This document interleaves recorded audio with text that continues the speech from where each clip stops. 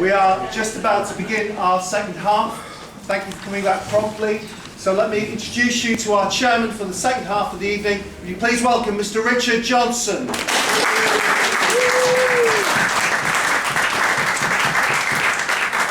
evening and welcome to part two. And our first speaker in this part will be Robert Noble, and he's going to give us a film show. Now, Robert has certainly not had a dull life. He spent his life equally between London, Athens and Hong Kong. Indeed, he started his public speaking career as a parachute instructor. So, with a film on the high life in Hong Kong, please welcome Robert Noble.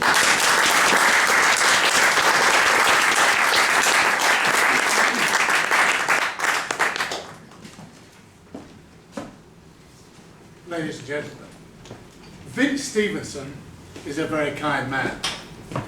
He asked me to speak on the high life in Hong Kong, in the full knowledge I spent 13 happy years there. Hong Kong. Have we seen the picture of this marvellous place, the harbour, Kowloon Peninsula, business district, and 5, 6, or is it 7 million people now? High life in Hong Kong, what does that mean? If you're met at the airport in a Rolls Royce and go to the Peninsula Hotel from 1920, one of the top hotels in the world, and is today. A bar scene in Hong Kong. Is it high life? It's the beginning of a high life evening. It's not the Peninsula, but it's one of many. This is one where, you can ask me, it's a 5-star hotel. I wouldn't go there because of the lampshades. Although it's supposed to be a fine dining experience. Would you like to be in a spa with a view? Would you like to have a bath with these windows?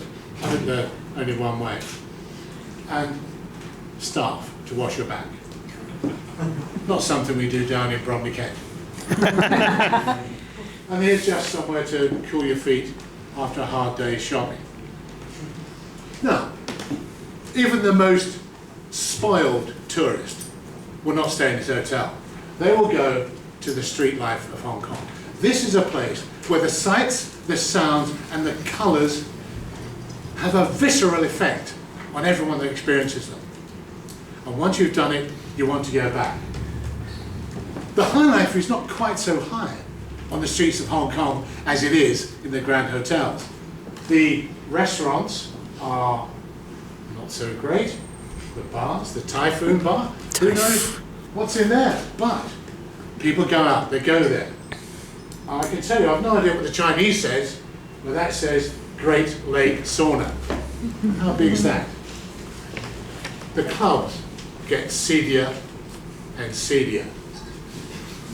By the time we get to the Cockeye, I'm pleased to tell you I have no idea what goes on. And I hope you don't either. This one's a bit more respectable because there's live music being played, people are listening attentively, unlike this lot, who are the children of expatriates or young expatriates themselves doing what all youngsters do apparently in New York and London, which is drink huge amounts and fall over. How down market is this one? This lass, I think it's a lass, is either doing a backflip or hanging from a rope or a trapeze. I can't quite make out. I put it there to show you that lots of stuff is on offer in Hong Kong. To get some fresh air, everybody loves to cross Hong Kong Harbour. It costs a few cents. All the tourists take photographs and they all want one of a junk. And they always get this one because it belongs to the Hong Kong Tourist Authority. One of my favourite shots from the mainland side. Why is it there? Because there's high life for you. There's a high mountain and a highly expensive cruise ship. Another favourite scene, Hong Kong from the mainland. It's a similar picture. I show it to you because this is the building I worked in when I went to Hong Kong. Then it was the tallest building in Hong Kong. Now, looks like a shed. Why trams? Because they want you to enjoy life so much you can have a party on a tram. I show more trams because there's a tram with a colonial building. Chinese old buildings, and a modern one. And I include them just to show you this picture, this extraordinary steel and concrete canyon, at the bottom of which are tram tracks and a tram, been there since 1902 and survived amongst all this.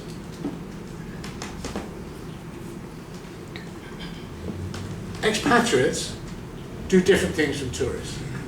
If they're lucky, they can afford a sports and social club. This, in fact, is the Royal Hong Kong Yacht Club. A lovely pool and a building which has several restaurants and bars and a glorious view across the harbour day and night. That's the view from the sea, looking at where the restaurants and bars overlook the harbour. And here's something. This is my boat that I could afford before my 26th birthday, because I was in Hong Kong. Now I can barely afford a paddle in the 70s. When we couldn't go on yachts, and I used to go on bigger ones if I found a rich friend, these were just boat trips during the evenings, weekdays, or at weekends. There'd be people on the boats to look after us. We'd go to beaches, we'd go to bays, we'd go ashore and have glorious seafood, drink cold beer and cool wine. What's not high about that? The Hong Kong Cricket Club, another club I was privileged to belong to. There it is, and those buildings behind weren't there when I got there. This page is the front cover of the May 2012 Pinkham, the magazine of the Hong Kong Cricket Club. It's there just to show you the swimming pool happily splashed up and down many times, many years ago. It's part of having a good life, high life in Hong Kong. That's the flag, by the way. High life theme continues with the Peak Tram. This is a very steep climb on something built about 1890 and still going strong, with views down across the harbour. This one is there to show you perhaps how steep that climb is. The seats are offset because the climb is so steep, and the buildings appear to be like this. You close your eyes, you look again, and they're still like this. It's an extraordinary ride, but you get to the top, and this is the view looking northwards towards Kowloon Peninsula, the high hills of Kowloon. China is beyond some miles, and this is the business district and the entertainment district. If you walk round the top of the peak and look south, here we have the South China Sea. An evocative name, the South China Sea. Like the China Fleet Club for all the sailors in the world on the other side. I was very pleased to be living there. Go back down round to the other side, and there is late dusk as all the lights come on all over Hong Kong. Work. Huh. What's that doing there? What's that doing there? Right. It's there because I'm talking about the high life of Hong Kong. Okay, that can be good food, good wine, good company, lots of socialising, lots of sports. But if you want the truly, truly high life of Hong Kong, you have to go to the Hong Kong Parachute Club, where I was privileged to be a member. There you will see a little aeroplane.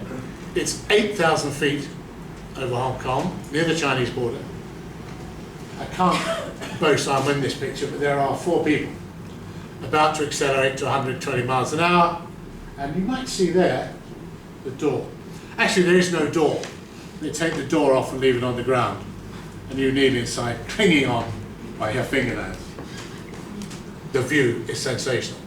This is our display team. You wouldn't have it now because it's Marlboro cigarettes. And this is coming in to land on Repulse Bay Beach. Repulse Bay, what another glorious name. I loved that name and I lived in Repulse Bay. That is Repulse Bay. And that is the beach you just saw the men landing on. My flat was there in Repulse Bay. I used to go to work over the hill. That was the view from my bedroom. And forget all the carousing, all the restaurants, all the other lovely stuff that was in Hong Kong. For me, living in a place with a view like that was priceless. Oh, okay, I'm showing off now. That's me, as a younger, thinner, darker-haired person on a training jump at 120 miles an hour, with the photographer also doing the same speed. But, what's this? This is the yacht club again.